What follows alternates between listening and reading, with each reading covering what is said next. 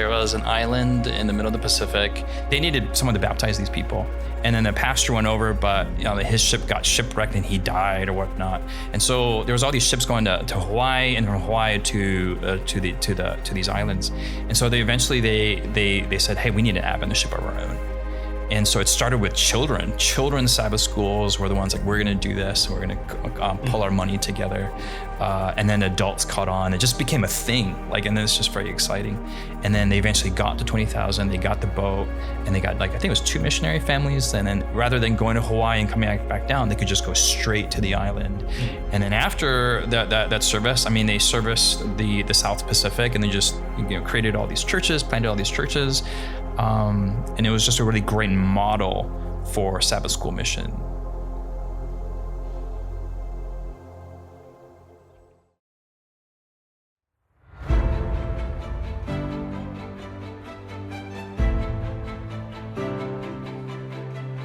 The Lineage Journey Podcast, unscripted conversations that aim to help you on the journey of discovering your lineage.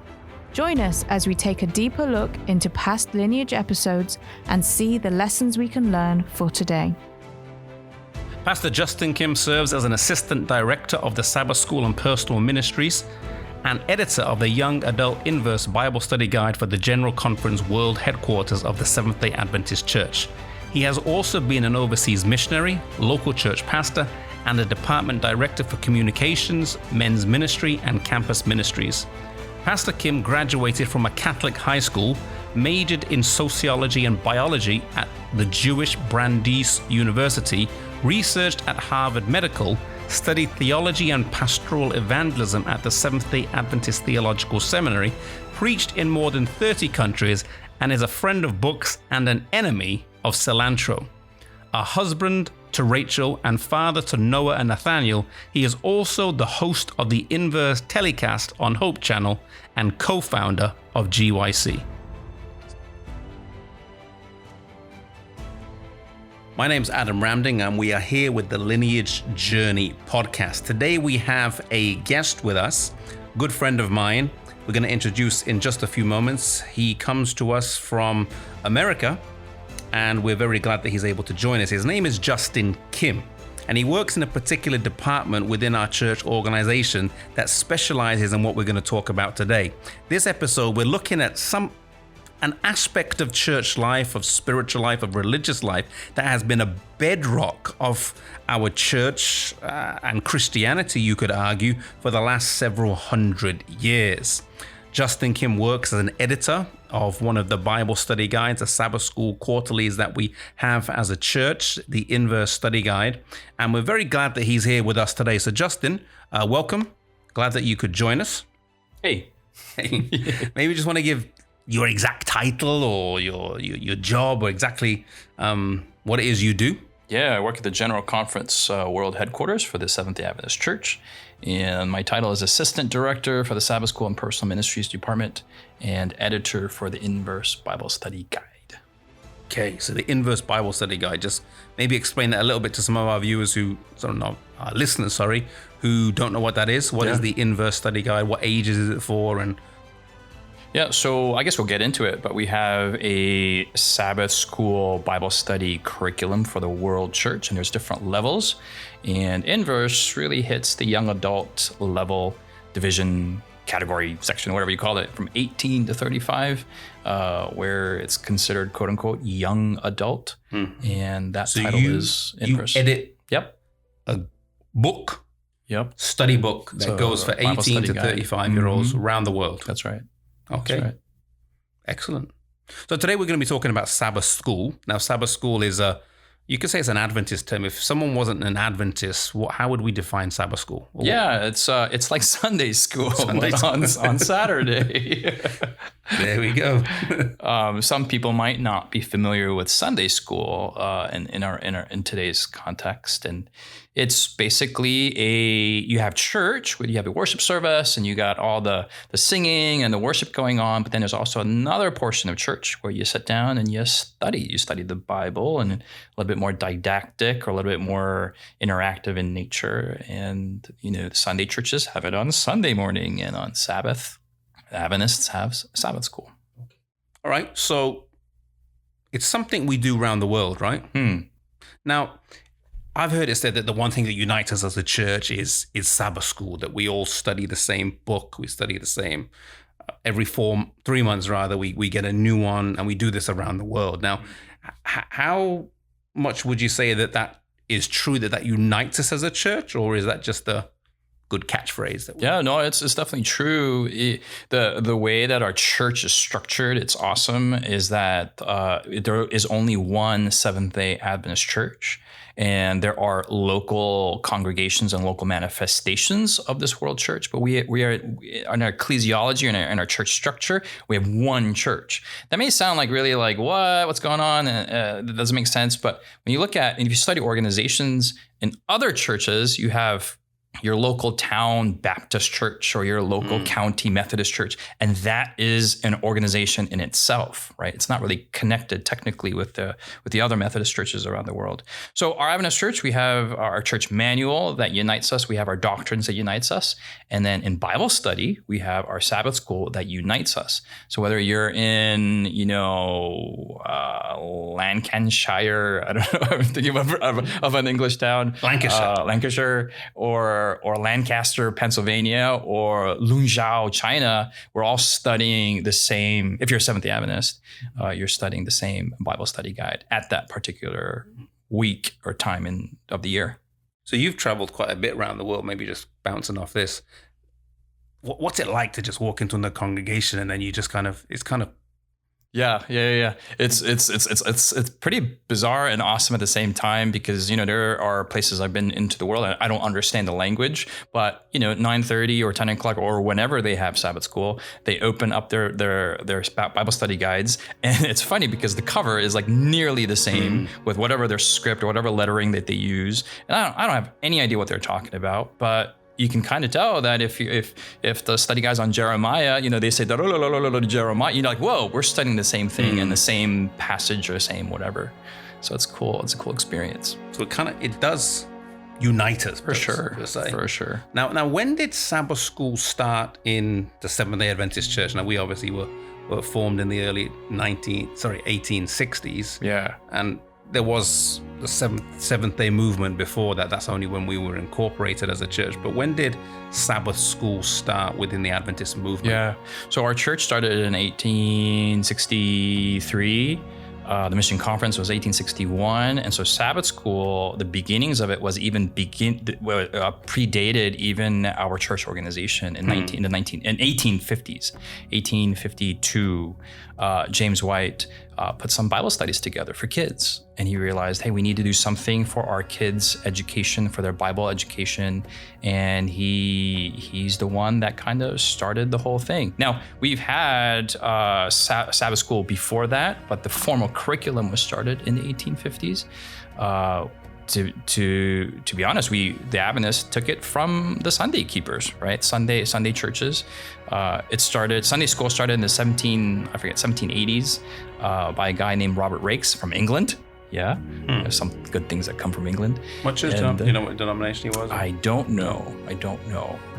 But Robert Raikes there are all these kids. There was no formal education back then. Formal education was for the elite, and he just wanted to teach them to read the Bible. And so he taught them God is love, God is one, just these simple words, and taught them to comb their hair, to take a bath, to sing. And all Protestant churches had Sunday schools in the 17 and 1800s, and the Adventists just followed that tradition because our Adventist roots, and we were an ecumenical movement, right? Not a capital E, but a lowercase e.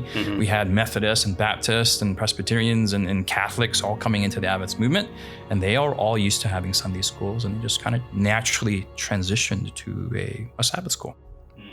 Yeah. Is there anything about how Adventists did Sabbath school that was different from Sunday school? So Sabbath school naturally evolved through the decades. And it's a pretty fascinating study. Sabbath school was like we have it today in the 21st century is not what it looked like in the 1900s or the 1800s. When it first started, it was primarily for children. And it was very, very didactic, very Q&A. You have a question and answer, and the answer was rote. and back then a lot of education was just, rote repetition and whatnot. It eventually evolved to a Q&A where the teacher would ask a question, and then the adults or children had to find the answer from the Bible, and they could not give any other answer except a Bible verse or a Bible chapter. And so there were these Bible study guides that were printed, and these were the precursors to the study guides we have today, and they would just have questions, right? Just 20 questions or 30 questions.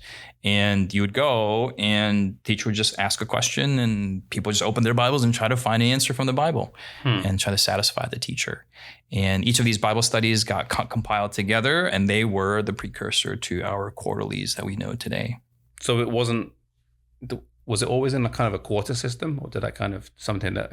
I don't know. I know that the children's systems had repeated curriculum like we do today.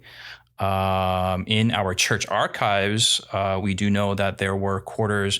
I'm familiar with the late 1800s and onward. There were about 4 quarterlies every year on different topics, and it was actually until the 1970s that the format got changed and the Q&A system disappeared, and it was more of a you read, and the questions were still there, but it was more a reader response, right? The reader reads, finds a text, and then fill in the blank or matching or whatnot.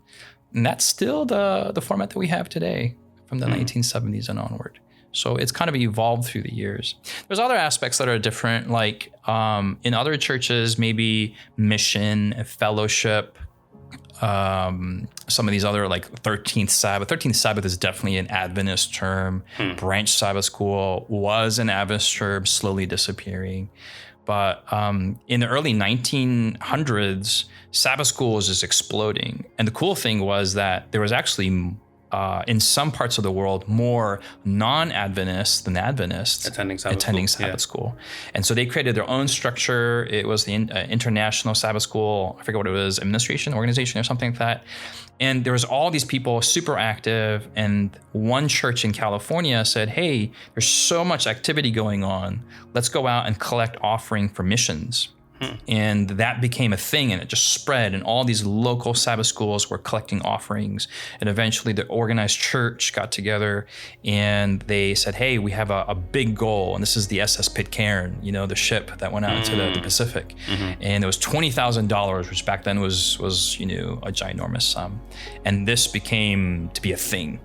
And then the General Conference said, hey, we're going to put mission and mission offerings under the auspices of Sabbath school because this is so awesome. So it's really cool that one local church does something, it catches, and it's definitely this grassroots momentum building activity. And now when we think of, mission offering, we think of a top down kind of the church, whatever, but it's actually started from the ground up. Yeah. That's pretty cool. So like that, injection of mission into Sabbath school was really in some ways uniquely Adventist, or at least we kind of put a format to the 13th Sabbath. I think we systematized it, and we were a growing movement, and administration on top. We're living post 70s, where we tend to be anti-authoritarian and tend to have little doubt against the suits upstairs. But back then, the administrators, and still today, administrators have a bird's eye view of everything, and they see where mission is weakest, and they have the directive to take where mission is strongest and then redirect those resources to that which is weakest. That's why they're at the top. It's not a power thing or whatnot. It's they're able to see that, and that's why the church has kind of, in a sense, grown evenly throughout the decades. Because we have the worldwide structure that helps to. Yeah, if we didn't have missions and the mission offering system and whatnot, the richer parts of the church would be far more advanced than today. True. And then the weakest parts of the world there would be no mission activity going on. True. So the disparity would be much, much higher. Can we do a better job? For sure, but we can definitely pinpoint that activity to that fruit to that activity. You could also maybe make a connection between the growth of, I'm just thinking off the top of my head here, like Sabbath school mission offerings, 13th Sabbath, with maybe the last 30 years in our church, the growth of the I'm not sure the name is. You probably know the mission department that was The Office of Adventist Mission. Yeah, that was started the last 30 years or so. That really exploded the growth as well. I'm sure there's a connection between them. Yep. So that kind of, maybe that, I was going to ask the question, but maybe you've already answered. Like, what role do you believe the Sabbath School played in the growth of Adventism and its? Yeah, so for global missions, for sure. I mean, you've got the mission offering component, but there's also this other aspect of evangelism and outreach. And there's this thing that I mentioned before called branch Sabbath schools. Mm-hmm. So they didn't have church plant specialists back then. It was every Adventist was a church planter. It was like in your DNA. Mm-hmm. And if you have a church in your local village, your natural inclination was want to plant a church in the village next door. So you start off as a branch Sabbath school. And so you and a group of other people would visit that village and contact some people and, hey, do you want to have a Bible study together? And use your Sabbath school Bible study guide. And that was kind of your small group in that village. And it was your branch Sabbath school. Eventually, if enough activity and enough members were there, that became a company, and then it graduated to a church and being financially viable. That's kind of died off. But you look at areas in the world where church growth is highest and there's a lot of activity, there is still this branch Sabbath school kind of infrastructure going on. Or a Sabbath school class may go in. That means evangelism is kind of baked into their DNA. And then there's other parts of the world that are a little bit more, refined and sophisticated, and they bring in church planters. And still, the Lord still blesses with that. But then you have specialists, right? And so then the average church member doesn't feel this burden to be a church planter. And I think there's something a little lost in that we can gain back from our history. Interesting. So we've looked at how missions is connected. We see how the Sabbath school missions, as you mentioned, it kind of started with a local church as opposed to being a top-down. Did you mention the name of the church, or? It was somewhere in California. And they're the ones that kind of took on the SS Pitcairn, right? Yep, that's right. What was that? Was to be like a mission boat, was it? Yeah, so my understanding of the story was there was an island in the middle of the Pacific, and they needed a pastor to come over. And the real story is super long and super complicated, and there's so many nuances. It goes back to the bounty ship. Yeah. And then that's also another. You can bring someone from the Pacific who knows that's a full story. But they needed someone to baptize these people, and then the pastor went over, but his ship got shipwrecked and he died or whatnot. And so there was all these ships going to Hawaii, and from Hawaii to these islands. And so they eventually they said, hey, we need an Adventist ship of our own. And that was what the $20,000 was for. And so it started with children. Children's Sabbath schools were the ones like, we're going to do this. And we're going to pull our money together. And then adults caught on. It just became a thing. And then it's just very exciting. And then they eventually got the 20,000. They got the boat, and they got I think it was 2 missionary families. And then rather than going to Hawaii and coming back down, they could just go straight to the island. And then after that service, they serviced the South Pacific, and they just created all these churches, planted all these churches. And it was just a really great model for Sabbath school mission, very, very inspirational. So still today, the SS Pitcairn is like the icon for Sabbath school missions all around the world. Yeah, I've been to Australia. They've got a museum of missions there. Oh yeah, next to Sunnyside, and it's fascinating to see how much growth took place in those little islands. That probably a lot of it dates back to the SS Pitcairn that went out. Yeah. And if you look at the offerings that they gave for Sabbath school back then, and when you compensate for inflation and whatnot, we've been giving, I don't know about it in England and in Europe, but in the United States, we've been giving $1 since forever, right? And if we gave according to what they gave back then, we'd be giving $100 every Sabbath to Sabbath school missions. But for some reason, we still give $1, and we give $1 to our kids, and they just $1 into that bucket. And in terms of value, Sabbath school mission offerings is slowly declining, especially in the middle of a pandemic. People aren't meeting, churches aren't meeting, and the biggest hit has been world missions, Sabbath school missions. People aren't going to Sabbath school. So I was just trying to pull up. I saw a statistic on Instagram this week that showed not sure the original date, but the original part on the graph, which was, I think, around 100 years ago, showed that the percentage of people's giving that went to mission back then was around 40%. People gave to mission, whereas now, and for the last 30 years or so, it's been hovering at the 5 to 10 mark. So we've gone, there's still a significant amount of money that goes, but as percentage, if we were at the 40% that we were at 100 years ago, which really got our church going and enable people to buy these huge institutions and land all over the world and so on. You wonder how much more we could be doing now. Yeah, I mean, the average millennial, we spend more on Starbucks coffee and streaming services and apps, on a weekly basis than we do on the Sabbath School mission. I mean, it's really sad where we're at. It's true.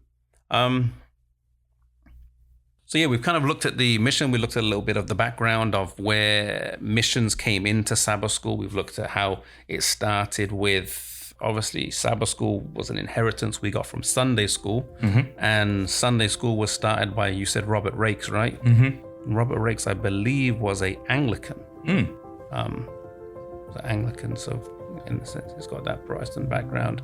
And it's something that unites us as a church. So we're just going to take a little break now. We'll come back and have a couple more questions afterwards to look at how maybe apply it a little bit more to ourselves, how Sabbath School and the individual Sabbath School and the church, how we can improve our Sabbath School experience, our Bible study experience, and maybe look at some of the resources that are out there. So thank you guys for listening. We're going to take a short little break now, and we'll be back in just a moment. Lineage is a non-profit organization kept running by generous donors like you. Support us today on patreon.com/Lineage Journey. History shapes identity. Identity shapes mission. And a clear mission determines the trajectory of your future. Knowing where you come from is key to understanding your present purpose and your future mission.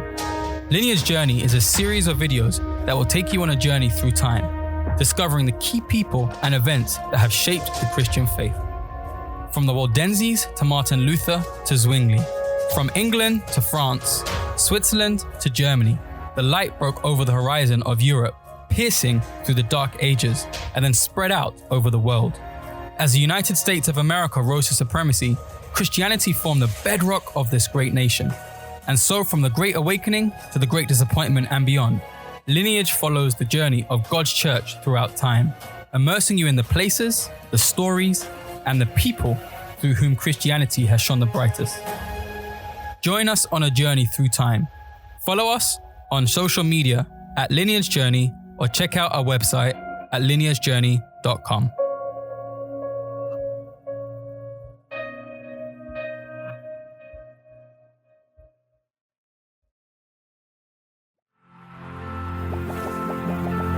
Lineage Journey not only produces video content, but instructive and illuminating resources to teach young and old about Christian history. Lineage has produced an educational coloring book for people of all ages.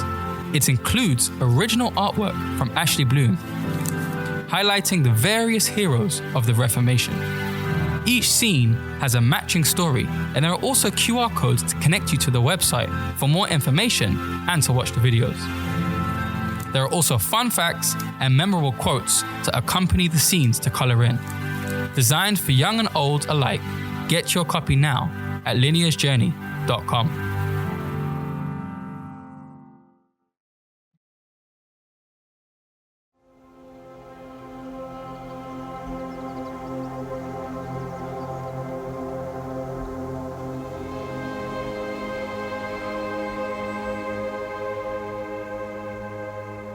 Hey guys, welcome back to our Lineage episode here with Justin Kim, that's looking at the history of Sabbath School and how that applies to us today. And we've just looked at the connection between Sabbath School and missions. And sadly, we've seen that there's been a decrease in recent decades or years between mission offerings and as a percentage of our income. But is there some counsel or some advice that says that when a church gives more to missions, it actually doesn't hurt them, but helps them. There's this quote, and I don't know where it's found, but you guys can search it on the internet where it's found. But there's this phrase she uses called reflex influence.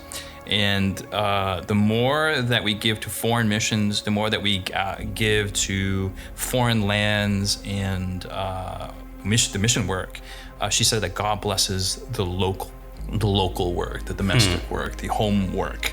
And the way that our church is structured, there are criticisms that our resources go to the weak. How come they don't? Why can't we become like the great what's it called? The mega churches out there, and with the pastor associate and 5 associate pastors and 20 youth pastors and kids whatnot. Pastors and everything else.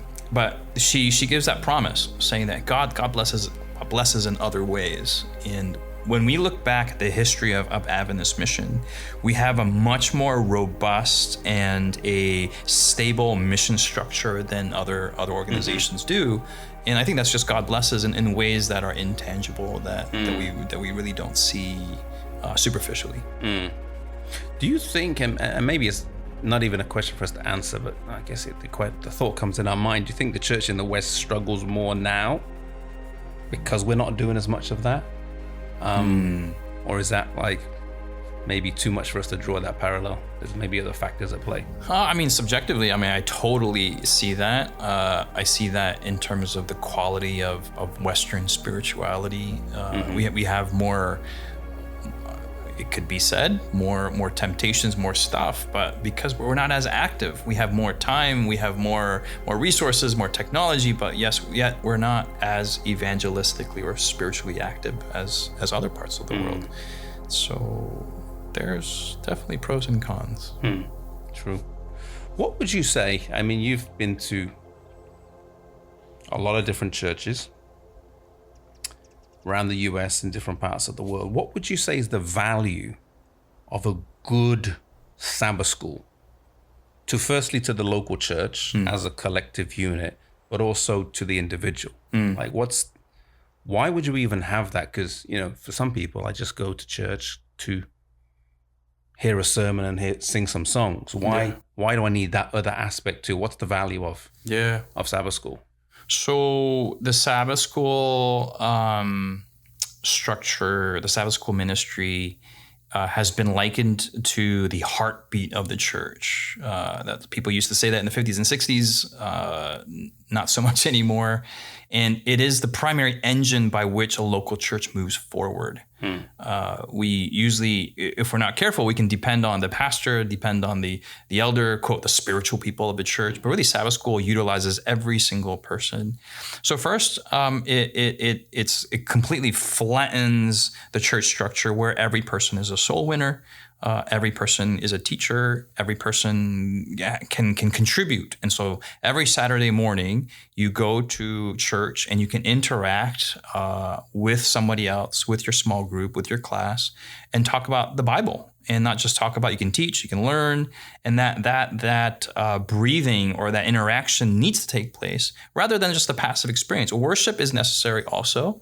But it is a passive experience. You're not actively, you're listening, and it's a corporate experience. And there's a role in our spiritual development for that.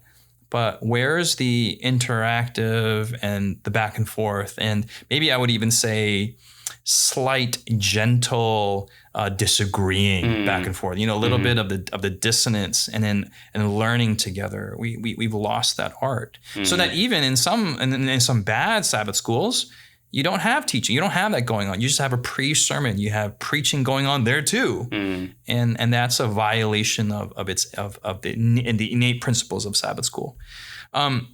The cool things about Sabbath school in a larger picture is that every local Sabbath school member knows they're part of the world church, and they contribute to the world church, and they can partake in being part of the 3 angels message that goes to the whole world. They, rather than just me ministering to my people in Columbia, Maryland, I'm witnessing to people in Bogota, Colombia as well. And not every Christian can say that. There's an eschatological character to your church participation. Very deep word, that. Well, we all need this kind of last day linkage. And no, I don't mean that like, oh no, Jesus is coming soon, and there's this freaking out kind of component. Is Jesus said that the gospel go to the ends of the world and then the end will come. So that's to every Christian disciple, every follower of Jesus has to have that eschatological pull, that last day connection. That doesn't make us better Christians. That doesn't make us more advanced Christians. That's just basic Christianity. And we often the modern Christianity is to lose that and be like, hey, it's just about your experience, you now, and you, how God speaks to you in the moment, and God's with you, and that's it. And then for sure that we need that too. But we also live in this timeline and Jesus's ministry in the heavenly sanctuary. There's this fluidity. Anyway, so Sabbath school puts us as an active, practical manifestation of that theology.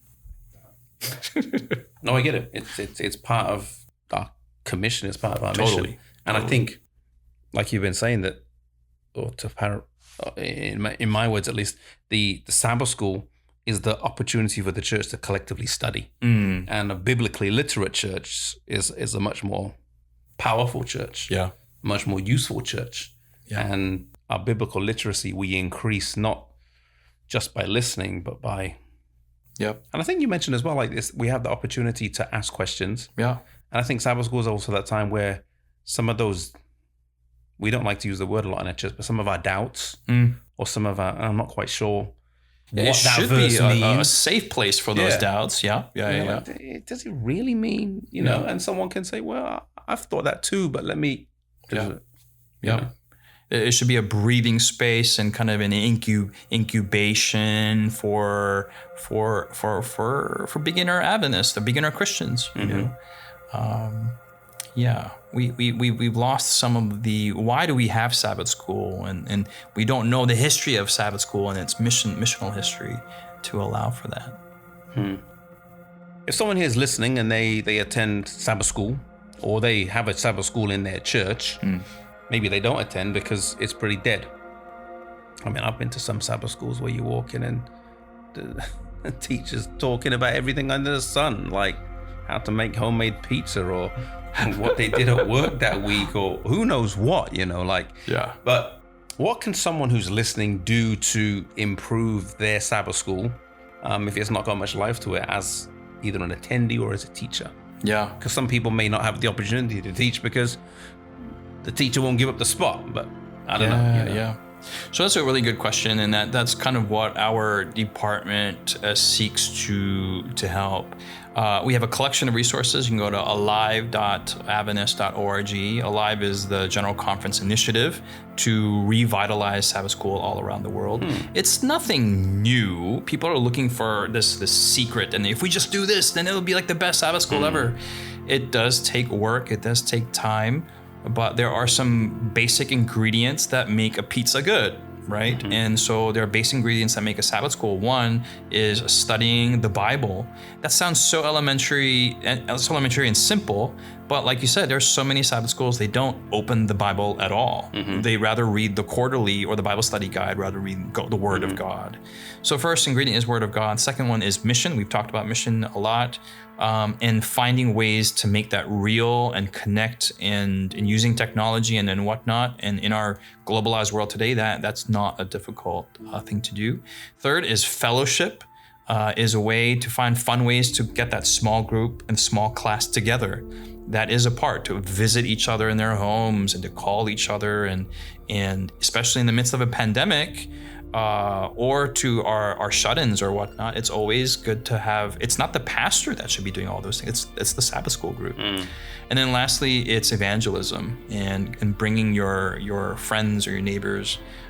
This is where VBS, Vacation Bible School, children's ministries, it all comes together in this ecosystem working together to allow families to come to church and their children are taken care of, and then, you know, spouses can have their time to also explore spiritual questions. But Sabbath school is really an active place for everyone's ministry to be entertained. One way to get all this going on is to attend your Sabbath school council. in your local church. That is the highest administrative body for Sabbath school. It's not the church board, it's the Sabbath school council. Some churches may not have a Sabbath school council, or maybe that's the problem. But Sabbath school council comprises of the pastor and the elders and teachers and whatnot, and they talk about what's the purpose of Sabbath school. Are we meeting what we're trying to do? How can we improve? It is a venue where you can voice.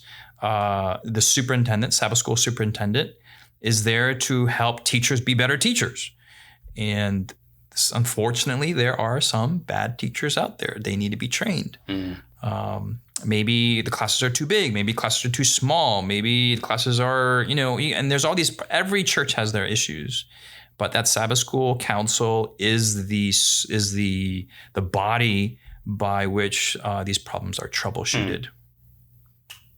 What resources are there? Like, are they? Yeah, all I can think of is live.adventist.org. There is the Sabbath School Handbook. There is Counsels on Sabbath School Work by Ellen White, and she talks a lot. And it's funny because the issues that she was going through are the same exact issues we have today about teachers speechifying, students and teachers preparing for Sabbath school on Friday night. And we know that happens because the Adventist.org website gets a bunch of hits for Sabbath school on Friday night all around the world, and it follows the time zones when Sabbath hits. And it's pretty funny. So the GC knows what you do. People are logging in to find out. No, for sure. But preparing for on Sunday, Monday, Tuesday, Wednesday, Thursday, Friday, there's something to that. It does raise the quality. I mean, it's like good cooking. You don't microwave something like a minute before you're going to eat it. Some good stuff. You get some high quality ingredients and you let it simmer for hours. If you do even if you did 15 minutes on a Sunday, you can still think about that. For sure. It's in your subconscious. It's still percolating in there, and the good teachers know what to do. And then there's a lot of, our church really glorifies the gift of preaching. Yeah. And for sure, preaching is definitely necessary, our evangelists and our pastors, but there's also the gift of teaching, not necessarily a teaching at an Adventist school or teaching children's ministry, but the gift of teaching adults. Like, there are gifted teachers. And how do we massage that gift? How do we, fertilize that gift to be more fruitful? This is where Sabbath school, that platform allows our teachers to shine. And master teacher is rare, but once you see it, I mean, it's awesome. It's awesome. Our Lord and Savior was a master teacher, So good teachers. When you hear a good teacher that just knows how to bring people in, and it's great. It's an art. It's an art form. It is. Yeah, it is. Now, what about you mentioned earlier that you're the editor of the Inverse Guide. Yep. Maybe just as we're kind of drawing to a close, give us a little bit. Yeah. Well, you can find that's slightly. You said we've had the same format since the 70s with the adults, but this Inverse has taken a different track, right? Yep. So you can go to inversebible.org, and all of our stuff is online. But you can also get the hard copy, I should say. And the format is a little different. It goes through the 7 stages of Bible study, and in our digital age, everything is touch. It's almost anti-sensory, and there's something cerebral and neurological that happens when we write stuff out. So we encourage, we take Sunday, Monday, Tuesday out, we take the dates out, and it's more of a devotional guide. And we encourage students to write the Bible verse out and to circle, underline, get a journal, and interact with the text, with the Word of God, ask questions about it, even get angry with the text. Like, this doesn't make sense, or this totally doesn't. Why is God this way? Or, man, I've studied this for a million years. I've never seen this. And then you write these observations out. And then there's also QR codes in there where you actually have a lesson, and it gives you background. It gives you a lot of questions, a lot of prompts for you to reflect on your personal life. There are also other verses. So each day has a different way of approaching the same text. But I think on Wednesday, what's traditionally known as Wednesday, there's all these other texts that you can go and reflect. There's a whole day where we look at what Ellen White has to say, or about the topic, or about that Bible verse. And then the last day, we have just a bunch of questions that you take those questions and you bring them back to your small group that you can use for your campus or for your family devotion or for your Sabbath school. And and just ask those questions. And it's not meant to be reader response, like, hey, what does John 7 say? Or, what are the 3 things that verse 9 says? It assumes that you read the text and wants to take that text's principle to the next step deeper and apply it. So we started in the last quarter of 2019. It was 40 years, which the CQ, the Collegiate Quarterly, was around. 40 years is one generation, so we figure now it's in time for a new generation. And it's digital and it's analog print together. It's not either or, you actually need both. And the digital is awesome because there's no unlimited space and you can just scroll forever. There's video, whatnot. But there's some power in paper and pen too, like the ancient scribes. What's been the feedback you've had from? Yeah, so the pandemic has been horrible around the world biologically, but the pandemic has been very good for Inverse. A lot of young adults on lockdown wanting to do some, project, learn a new language or learn or whatever at home, and like, man, let's just get into the Bible more. And so the response we have around the world is that, especially in Australia, Canada, Europe, North America, initially was like, this is awesome. This is exactly what we're needing. Since then, we've had different translations now in the Spanish-speaking world, Portuguese world, Africa, Asia. The world's catching on, and there's these small young adult groups popping up on Zoom or YouTube or whatnot. They're just mimicking what we're doing. We have a video program that we do from our headquarters at the church, and I know you can't see me, but I'm Asian. I got Asian eyes, and I represent Asia. But we also have Sebastian Braxton from the Caribbean, Israel Ramos originally from the Latin America. We have Siku from Africa, Jonathan Walter from Europe, and so we all get together, and then so we're talking about the Bible all from different perspectives. We're all millennial to a certain degree, that we're international. We're third culture kids. And then we disagree and we agree and we talk about the Bible. And it's funny that format is being reproduced all around in these local churches. Everyone's got a camera now. Everyone's got, their phones.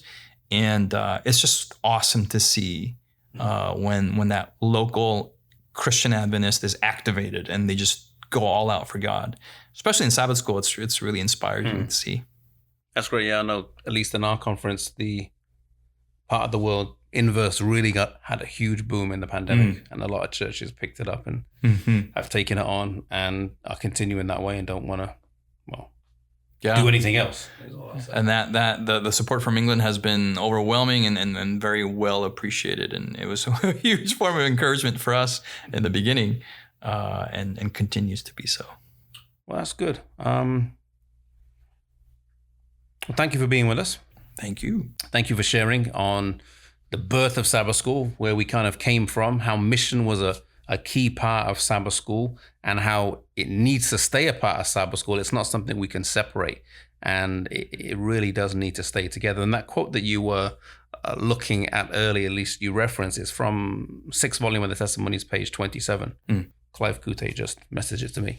And it says this. It says, the whole missionary work will be further advanced in every way when a more liberal, self-denying, self-sacrificing spirit is manifested for the prosperity of foreign missions. For the prosperity of the home work depends largely under God upon, and that's the word you mentioned, the reflex influence of the evangelical work done in countries afar off. That's fascinating, really. So there's a direct connection between the homework and what's done and what we sacrificed to give further afield. So just want to encourage our listeners as well to not see, I know it's important, our churches and how they're viewed by their communities. And that seems to be the catchword these days. Our church is a community church and we've got to reach out to our community, which we should. We should be a church that is relevant to the community around us. And we should be a church that's meeting the needs of the community, but at the same time, not to forget the far off communities and those further afield. So I want to encourage our listeners to understand that there's a connection between that, and our local blessing is dependent upon being a part of the wider global family and the worldwide church and the worldwide movement that we have. And it's just a blessing to be a part of a church movement that's connected, that there's cohesion to, and that there is system and order to as well. So thank you guys for listening. Thank you guys for being a part of this. Thank you, Justin, for coming and sharing. And we pray God blesses you with the Inverse guides. Thank you. What was that website again? You meant the Alive? Inversebible.org, and the other one is alive.adventist.org. Alive.adventist.org and inversebible.org. So those of you who are listening, you want to get into the Bible more, quarterly guides, take a look at those websites and there's resources there. Thank you guys for listening. We're going to have upcoming episode of the Lineage Journey Podcast coming up. We have other aspects of church history, Adventist and Reformation that we're going to be looking at. But thank you for joining us and thank you for being a part of this podcast. Thank you for listening. We hope that you enjoyed this episode. Lineage Journey is supported by your generous donations. Did you know that you can donate on a monthly basis?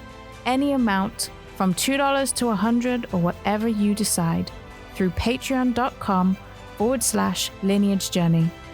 Your donations go towards the cost of producing our varied content, and we thank you for your support.